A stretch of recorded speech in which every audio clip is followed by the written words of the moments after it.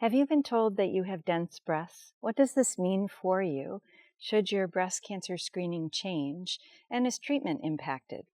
In this video, I'm going to be talking about dense breasts, what it means, how screening should be done, how patients are informed, and I'll also cover the effects of breast density, the impact that should make on treatment. Before I go on, I'd love to have you subscribe to our channel. We're always putting out new content, so there's always something new to watch. I'd also love to invite you to go to Yerbba.com to get your personalized Yerbba report.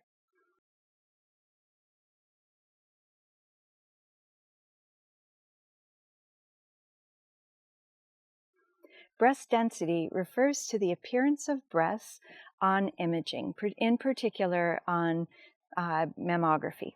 And higher breast density refers to more whiteness seen at the time a mammogram is done. You can't tell by examining somebody's breasts if they have dense breasts. It's not something you can feel. This is something that's seen on mammography. Higher breast density is an independent risk factor for breast cancer. So if you take two people who have the exact same exposures, upbringing, family history, medication history, other medical problems, weight, other behaviors, and one has high breast density and one does not, the woman with higher breast density has a higher risk of breast cancer, not just a higher risk of it being missed, which I'm going to come to next.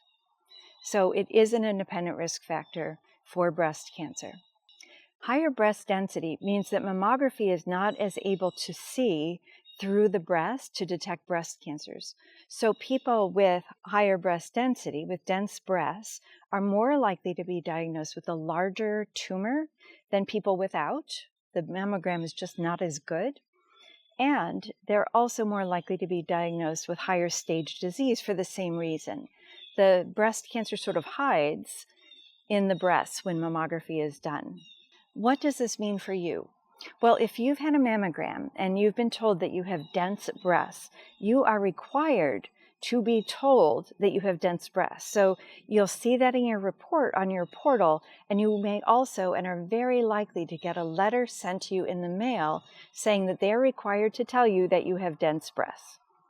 What this means in terms of what you should do is that you want to make sure that you're having really high resolution mammography, like tomographic mammography, which is available now in most places in the US. It's a different type of high resolution, sort of 3D mammogram. It takes just a little bit longer. The compression is the same. It doesn't feel any different. It does require an order from your primary care doctor, which could be your family doctor, your internist, or your OBGYN doctor, because it's more expensive, so it needs to be medically indicated. Some people with dense breasts are also advised to have an MRI of the breast. We do not recommend MRI instead of mammography. You actually need to have both. An MRI can't replace mammography. All right, so what does this mean for you in terms of treatment? I'm happy to say absolutely nothing. Once you're diagnosed with breast cancer, treatment will be the same. Here's something interesting though. Treatment is very likely to change your breast density and to reduce it. So if your tumor is hormone receptor positive and you're put on endocrine therapy, your breast density will be decreased because of treatment. And if you still have menstrual cycles, you have functioning ovaries, before you start chemotherapy, and chemotherapy puts you into either temporary or permanent menopause, your breast density will go down. You can see dense breasts in people who are postmenopausal, but treatment will reduce that breast density in everybody exposed to either endocrine therapy of any sort or who has changes in their hormonal environment because of chemotherapy. I hope this has been helpful or at least interesting to you. Thanks for watching, and we'll see you next time.